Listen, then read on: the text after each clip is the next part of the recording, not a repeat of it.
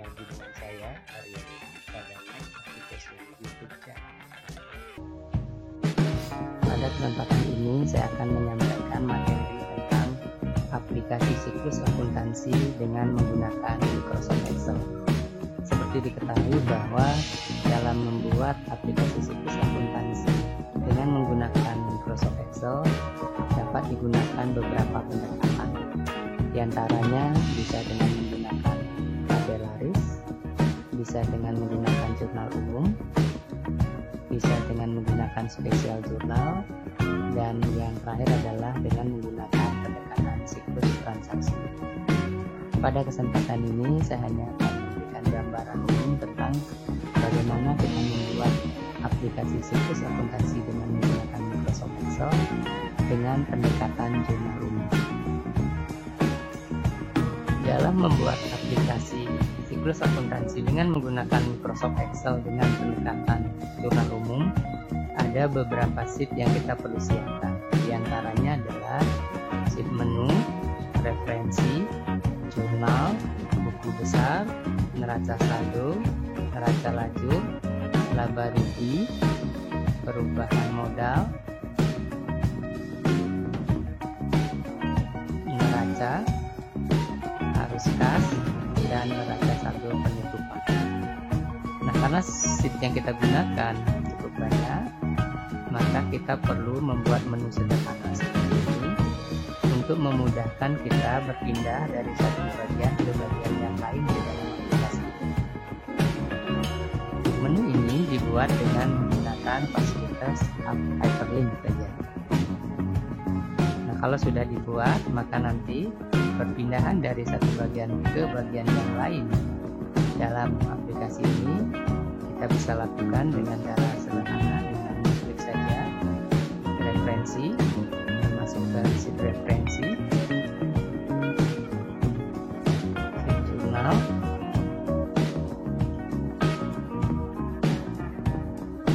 buku besar, neraca saldo, neraca lajur, laporan laba rugi, laporan perubahan modal,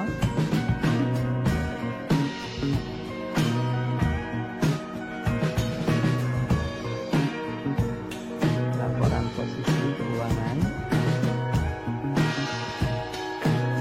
laporan arus kas, serta neraca saldo penutupan. Nah, kalau itu kita sudah siapkan, maka kita sudah siap untuk membuat rancangan yang lebih detail tentang bagian-bagian tersebut. Yang pertama kita coba lihat bagaimana kita merancang daftar akun. Rancangan daftar akun kita bisa buat sederhana seperti ini, dan bisa juga kita buat dalam bentuk yang lebih lengkap sesuai dengan keperluan. Nah, pada kesempatan ini saya hanya akan memberikan gambaran sederhana saja tentang daftar akun ini ya. Yang pertama ada kode akun, kemudian ada nama akun, klasifikasi, saldo normal, dan saldo arus. Terkait dengan kode ya, ini kita bisa menggunakan model seperti ini ya, karena ada beberapa model kode yang lain lagi di penggunaan angka huruf, huruf, kemudian kombinasi angka dan huruf, dan model desimal dan lain sebagainya. Nah, ini salah satu contoh saja. Nah, terkait dengan kode ini ada beberapa penataan yang nanti bisa dilakukan. Di antaranya adalah misalkan saja penggunaan format conditional formatting gitu ya, supaya setiap klasifikasi itu nanti akan muncul dengan warna yang berbeda. Nah, ini bisa dilakukan ya. Demikian juga tentang field size-nya.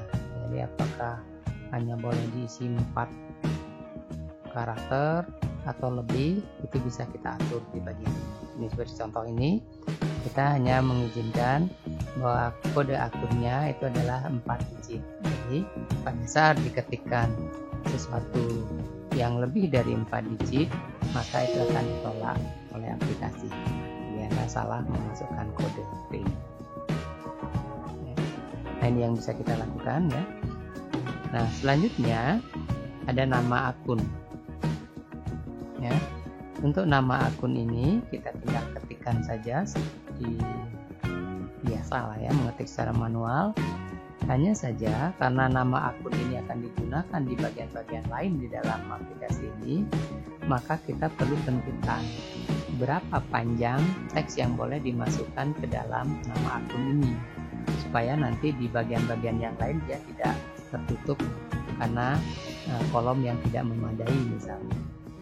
Nah, ini kita bisa atur dengan membuat validasi sedemikian rupa, sehingga nanti kalau diketikkan nama akun misalkan saja sedemikian rupa yang melebihi panjang yang ditentukan, maka juga akan ditolak oleh aplikasi.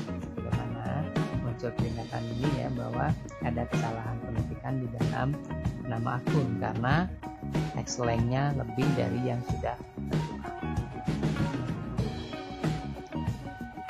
Selanjutnya, untuk klasifikasi ini bisa dibuatkan validasi sehingga tinggal diisi dengan cara memilih, tapi dalam kesempatan ini dikerjakan dengan menggunakan fungsi.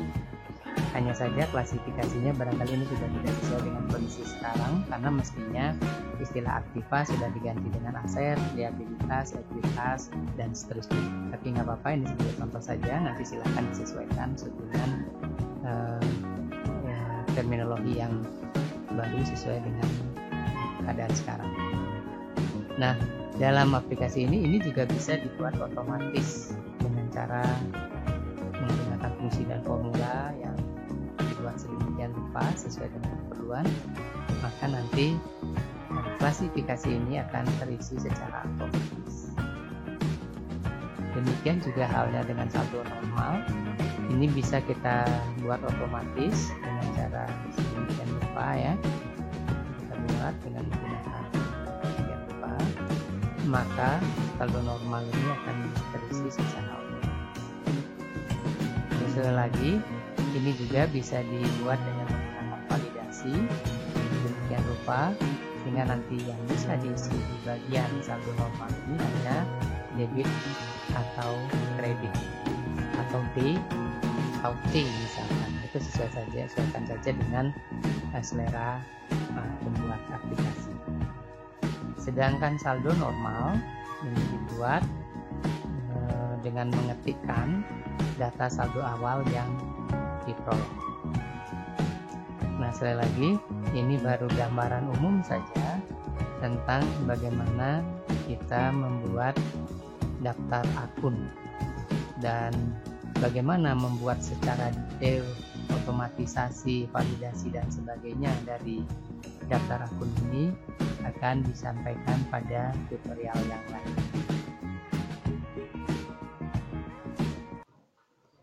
Selanjutnya kita akan merancang jurnal umum.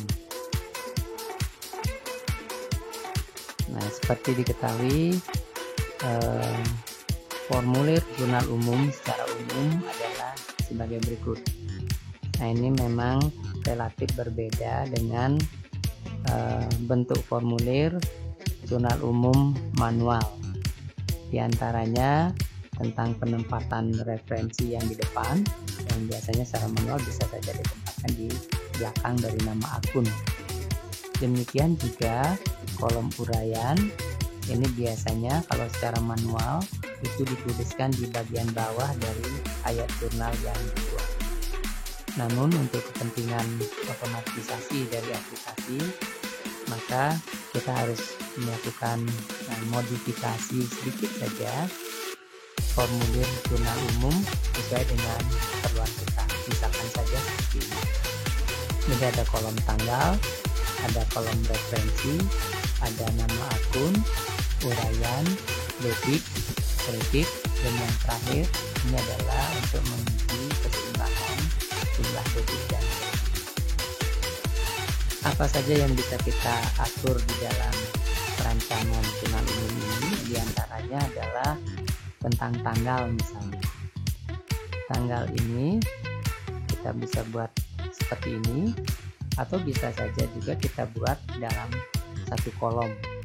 Ya, ini sesuai dengan selera saja.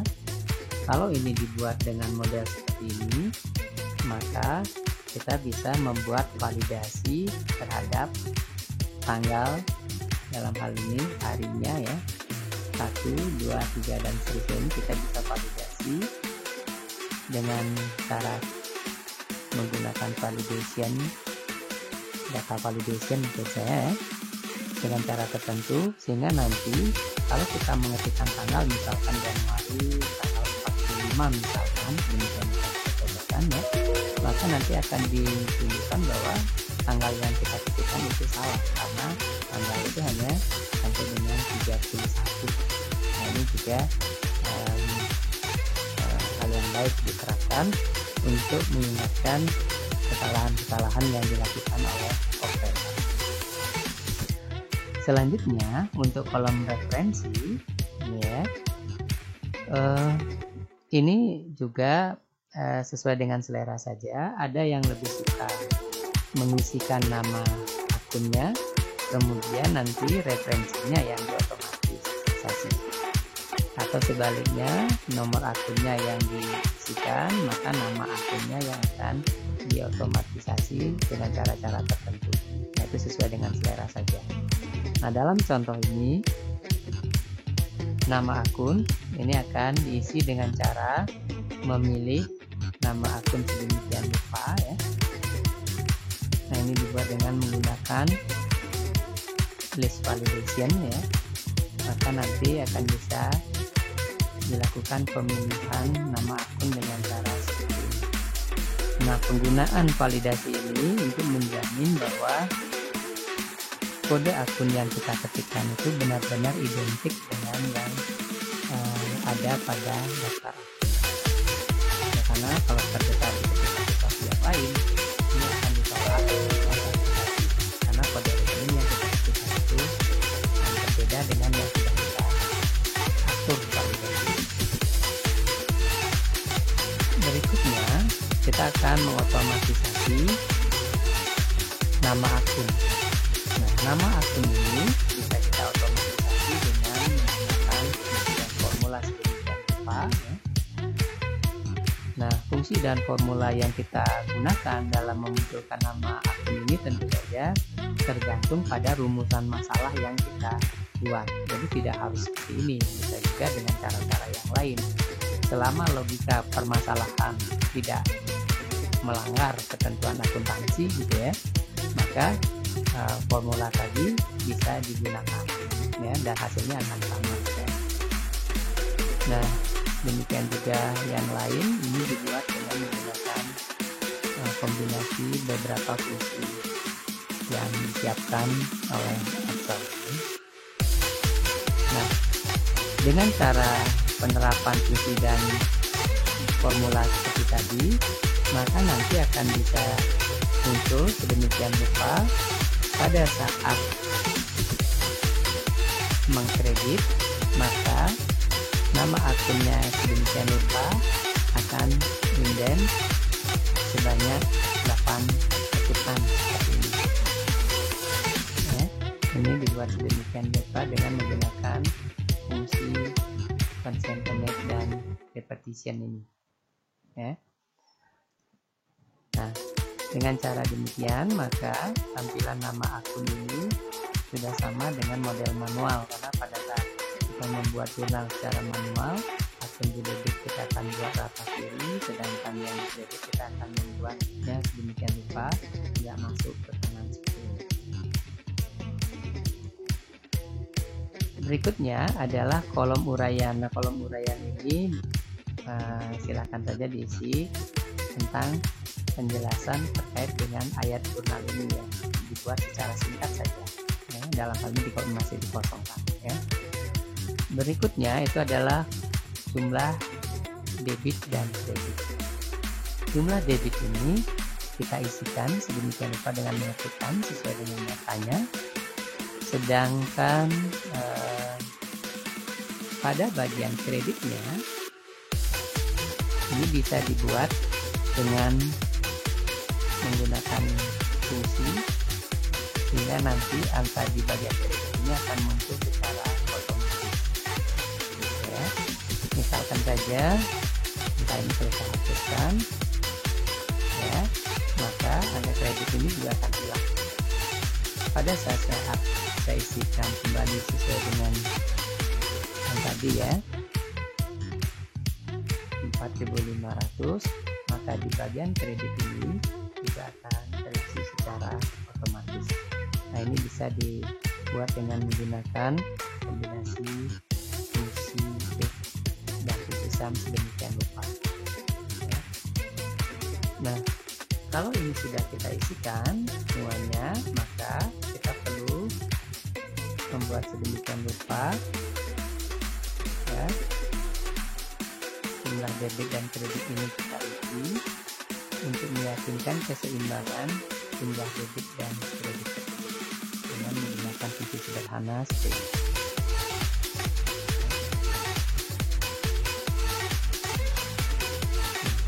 Kalau sudah kita selesaikan, maka kita sudah menyelesaikan perancangan jurnal umum yang sederhana. Selanjutnya kita akan merancang buku besar. Kita klik buku besar, maka kita akan masuk pada sheet akun buku besar. Sebagaimana akun buku besar pada umumnya, itu akan ada informasi tentang nama akun dan kode akun. Dan bagian lainnya ini akan memuat tentang mutasi yang terjadi terkait dengan akun yang dipilih. Akun buku besar ini bisa dibuat dengan berbagai cara, diantaranya bisa dengan menggunakan advanced filter. Ya. Dengan menggunakan advanced filter, kita bisa membuat seluruh akun ini demikian rupa, sehingga kita akan bisa dengan mudah membuat neraca saldo berdasarkan akun masing-masing saldo akun buku besar yang sudah dibuat dengan menggunakan advanced filter tersebut. Hanya saja kalau kita menggunakan advanced filter, itu output dari akun buku besar tersebut tidak otomatis. Artinya pada saat terjadi perubahan pada jurnal, akun buku besarnya tidak otomatis berubah. Jadi kita harus membuat advanced filter lagi untuk menghasilkan akun buku besar sesuai dengan data jurnal yang terakhir. Berikutnya, kita bisa buat juga dengan menggunakan pivot table. Dengan menggunakan pivot table, jadi kita merancang sedemikian rupa sesuai dengan kebutuhan untuk akun buku besarnya.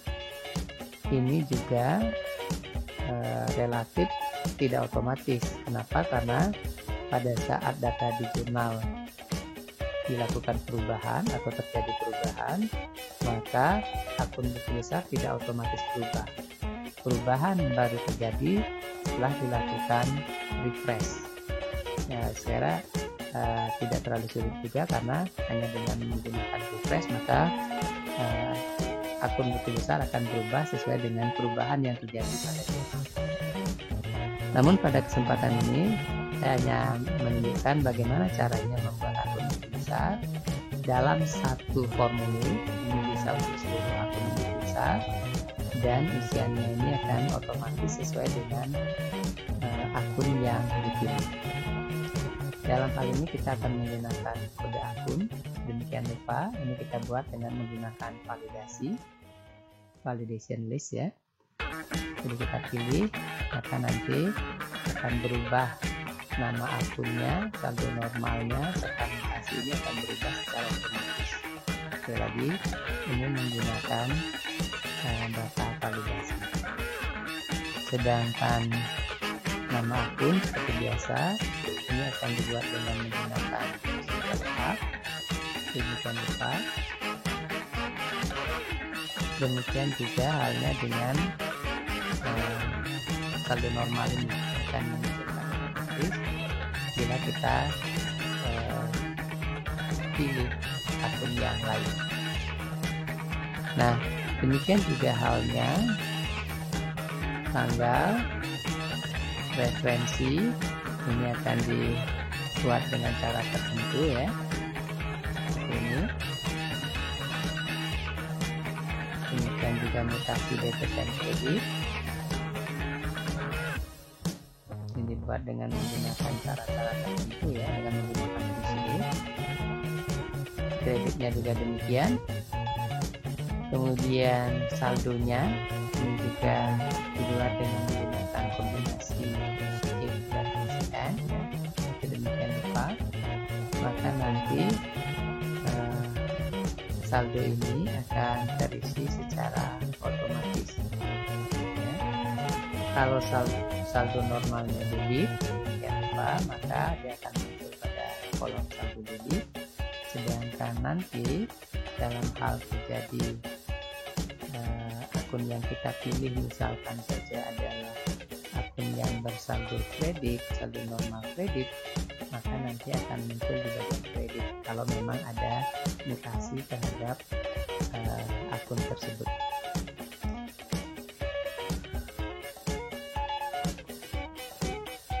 Nah, dengan menggunakan cara ini, sekali lagi mutasi dari akun kas contoh dalam hal ini akan muncul secara otomatis. Nah, hanya saja kalau kita perhatikan mutasinya itu tidak terurut dari atas gitu ya, jadi ada yang kosong, ada yang terisi gitu ya. Ini sesuai dengan mutasi yang terjadi pada akun kas ini sebagai contoh.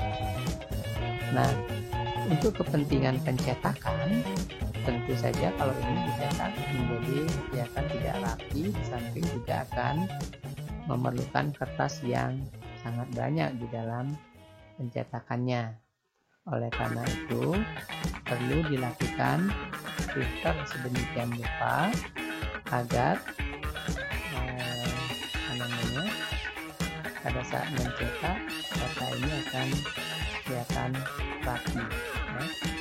Sebagai contoh, misalkan ini kita lihat kembali, kita lakukan filter misalkan dengan cara ini, kita hilangkan kosongnya, maka nanti hasilnya akan rapi seperti ini ya.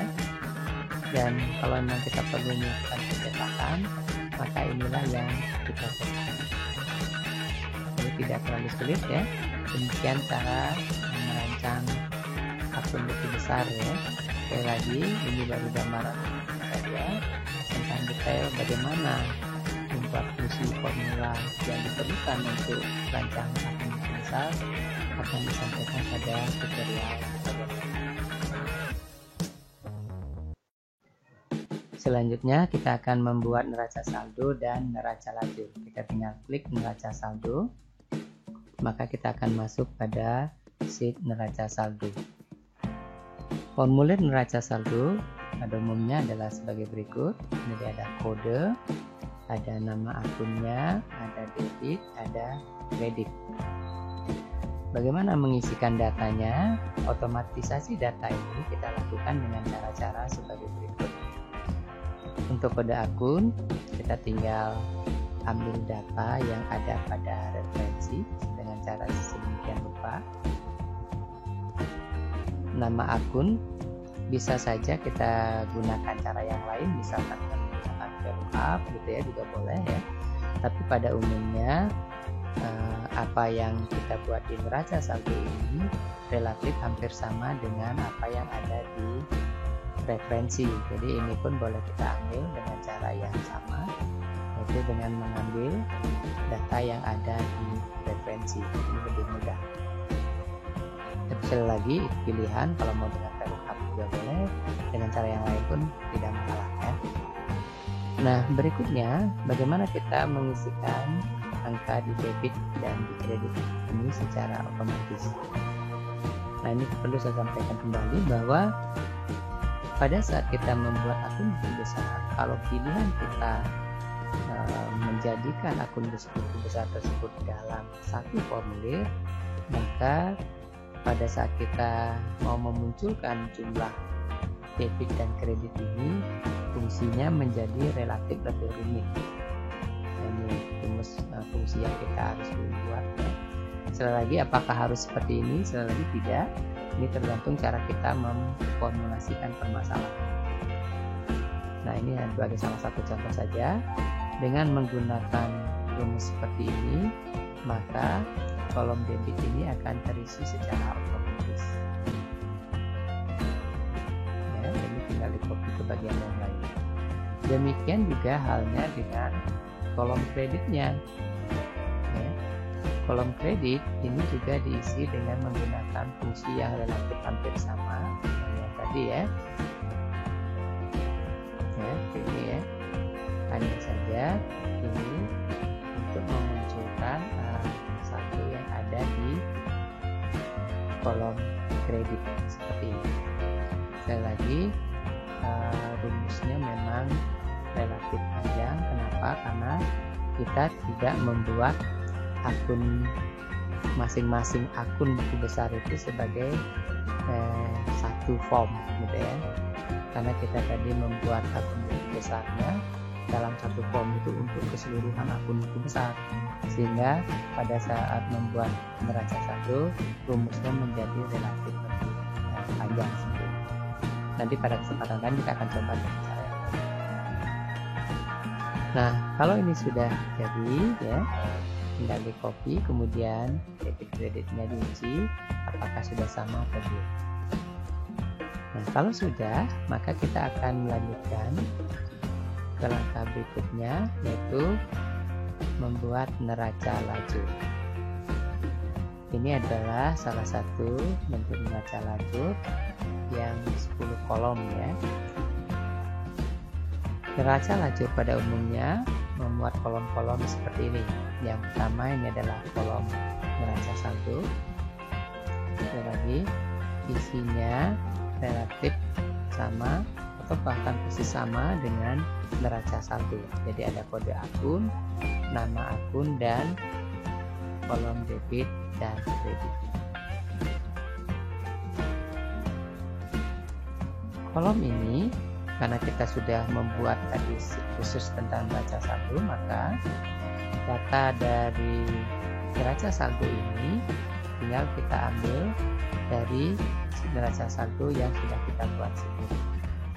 Kode akunnya, nama akunnya, ya nama akunnya kebetulan dalam hal ini akan dibuat dengan menggunakan kode akun ya. Selanjutnya, debit dan kredit ini juga diambil dari kolom debit neraca saldo dan kolom kredit neraca saldo. Kolom berikutnya itu adalah penyesuaian. Kolom penyesuaian ini akan terisi secara otomatis sedemikian rupa dengan mengambil data yang ada pada jurnal. Jadi ini ya, ini akan diambil datanya dari jurnal penyesuaian yang kita buat. Demikian juga yang ada di kolom kredit dan sebagainya ini diambil dari data yang ada di jurnal. Nah, kalau kolom penyesuaian ini sudah kita isikan secara otomatis berdasarkan data yang ada di jurnal, maka selanjutnya kita akan mengerjakan kolom neraca saldo setelah penyesuaian. Sekali lagi, jumlah debit dan kredit ini akan terisi secara otomatis ya, dengan menggunakan fungsi if seperti ini. Demikian juga kolom kreditnya dia akan terisi secara otomatis juga dengan menggunakan fungsi if. Nah, kalau neraca saldo penyesuaian ini sudah selesai pada dasarnya, bagian berikutnya sudah kita selesaikan, karena tahapan berikutnya di kolom laba rugi dan kolom posisi keuangan ini pada dasarnya hanya memilah apa yang ada di dalam neraca penyesuaian ini untuk dimasukkan ke dalam laporan laba rugi atau ke dalam neraca. Jadi lebih pada klasifikasi saja. Pengklasifikasian tersebut bisa dibuat secara otomatis dengan menggunakan fungsi sebagai berikut. Ini fungsi yang sederhana saja, ya.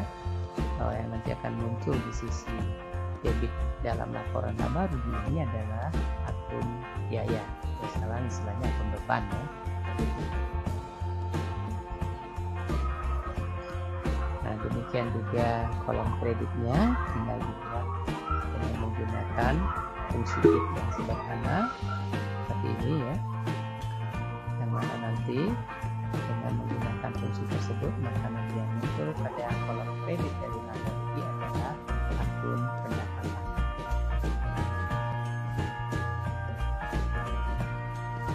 Nah, kalau ini sudah kita selesaikan, maka kita akan masuk ke kolom neraca, ya, atau laporan posisi keuangan.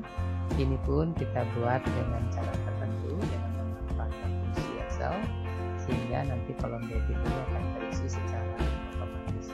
Demikian juga bagian kredit ini akan terisi secara otomatis. Dan tidak kalah pentingnya perlu diperhatikan pada bagian bawah. Ini adalah saldo debit dan kredit. Untuk neraca saldo kita lihat keseimbangannya. Demikian juga jurnal penyesuaiannya, kita lihat kesesuaian debit kreditnya. Dan ini adalah neraca saldo setelah penyesuaian. Ini harus seimbang, ya. Nah, jumlah debit dan kredit pada kolom laba rugi ini tidak harus sama, ya. Kalau saldo ini sama, ini artinya terjadi pakok atau titik impas atau break even point atau tidak laba atau tidak rugi, gitu, ya.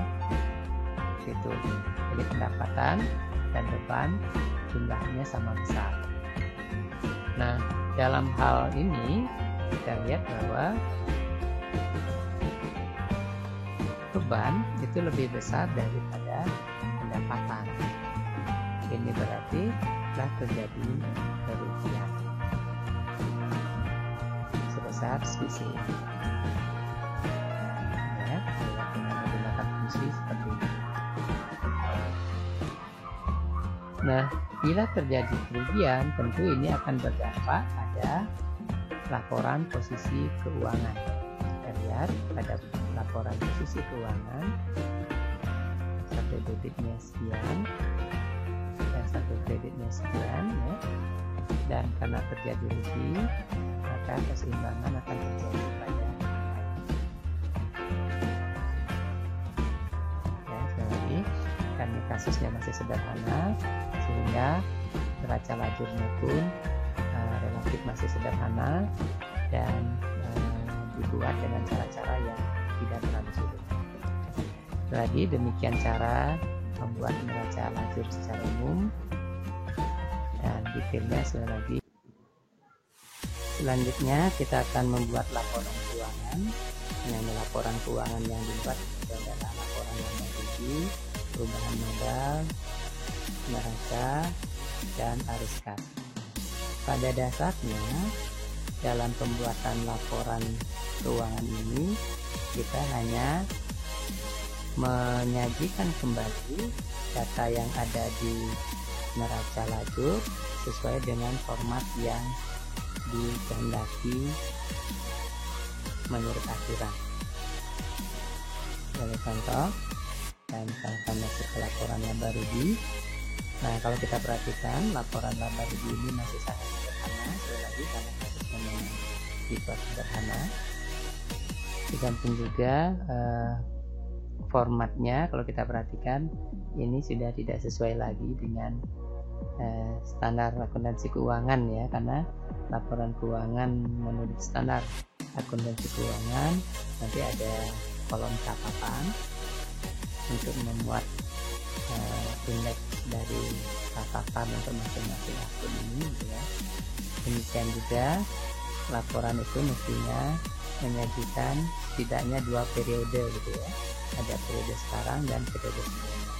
Nah, pada tutorial yang lain saya akan tunjukkan bagaimana format laporan keuangan sesuai dengan Nah, untuk kesempatan ini sekali lagi ini ada contoh bagaimana untuk membuat laporan yang pada dasarnya kita hanya menyajikan kembali data yang ada di neraca lajur sesuai dengan format yang ditandai.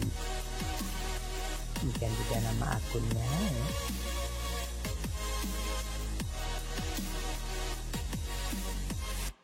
Ini juga dengan menggunakan fungsi delta. Demikian juga jumlah-jumlah ini dibuat dengan menggunakan fungsi delta. Ya. Dan bagian bawah ini ada sedikit variasi, yaitu dengan menguji apakah terjadi laba atau rugi, dan bila terjadi rugi dengan cara tertentu ya, dengan conditional formatting akan dimunculkan dengan warna merah yang menunjukkan bahwa telah terjadi kerugian ya. Laporan-laporan yang lain pada dasarnya dibuat dengan cara yang sama, jadi tinggal memindahkan data yang ada di neraca lajur.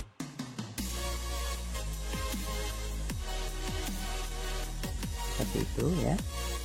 Sekali lagi tidak terlalu sulit karena kita hanya memindahkan data yang ada di neraca lajur saja.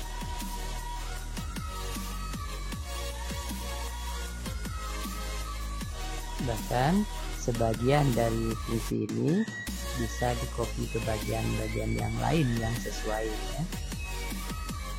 Dan seterusnya, seperti halnya laporan laba rugi, laporan posisi keuangan ini pun mestinya memuat kolom catatan, kemudian juga memuat minimal 2 periode sekarang dan periode sebelumnya. Kita akan coba hal tersebut di bagian yang lain. Jadi demikian cara membuat laporan keuangan, jadi tidak terlalu sulit. Sekali lagi itu hanya memindahkan data yang ada di neraca lajur ke dalam format yang kita pilih.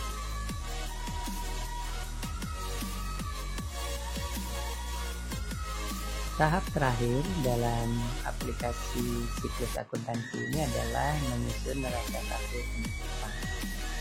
Penyusunan neraca saldo penutupan ini terkait dengan jurnal penutup yang sudah kita buat sebelumnya.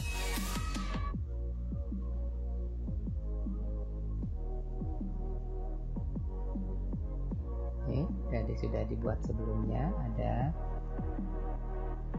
jurnal penutup. Terkait dengan jurnal umum ini, baik juga sebenarnya kalau jurnal umum ini dibedakan menjadi 3 bagian. Ada jurnal umum yang digunakan untuk mencatat transaksi tersendiri, kemudian jurnal umum yang digunakan untuk mencatat penyesuaian sendiri, dan selanjutnya jurnal umum yang digunakan untuk membuat jurnal penutup. Ini dibuat sebagai formulir tersendiri. Itu juga bisa dilakukan dan mungkin akan lebih mudah untuk dipahami gitu ya. Nah, dalam kasus ini jurnal ini digunakan baik untuk mencatat transaksi, penyesuaian maupun untuk membuat jurnal penutup. Jadi yang membedakan itu adalah pada pertamanya ada yang penyesuaian, ada yang penutup gitu ya, untuk membedakannya dengan bagian. Nah, kalau ini sudah kita selesaikan, maka kita lanjutkan dengan membuat neraca saldo penutupan. Neraca saldo setelah penutupan ya. Nah, seperti halnya neraca saldo yang telah kita buat sebelumnya, jadi kolom kode dan referensi kita buat dengan cara sederhana ini ya. Nah, tinggal kita berpikir bagaimana memunculkan jumlah di debit dan di kredit ini setelah adanya jurnal penutup. Nah, ini kita buat sedemikian rupa dengan menggunakan fungsi ya yang memang relatif panjang gitu ya. Dan sekali lagi ini kita buat sesuai dengan rumusan masalah yang kita sudah buat sebelumnya. Dengan menggunakan fungsi ini ya, maka nanti angka di debit akan muncul secara otomatis. Demikian juga halnya yang di kolom kredit ini ya, juga akan muncul secara otomatis. Ya. Pada kesempatan ini saya hanya memberikan gambaran umum bagaimana neraca saldo penutupan kuat ya, karena nanti di bagian lain kita akan membahas secara detail bagaimana merumuskan permasalahan seperti ini dan bagaimana menuangkannya ke dalam Excel. Seperti itu ya. Selanjutnya kita akan menguji keseimbangan debit dan kredit dari neraca saldo setelah penutupan. Nah, dengan selesainya neraca saldo penutupan ini berarti keseluruhan tahapan dalam pembuatan aplikasi siklus akuntansi dengan menggunakan Excel dengan pendekatan jurnal umum itu sudah selesai ya. Nah, gambaran umum ini penting untuk saya sampaikan supaya pada saat nanti kita membuat aplikasi ini secara bertahap, mahasiswa itu sudah paham tentang bangun aplikasi ini secara keseluruhan. Itu akan memudahkan pemahaman mahasiswa di dalam membuat aplikasi ini. Nah, demikianlah gambaran tentang aplikasi siklus akuntansi dengan menggunakan Microsoft Excel dengan pendekatan jurnal umum. Terima kasih telah menonton video ini, semoga ada manfaatnya. Sampai ketemu lagi pada tutorial berikutnya.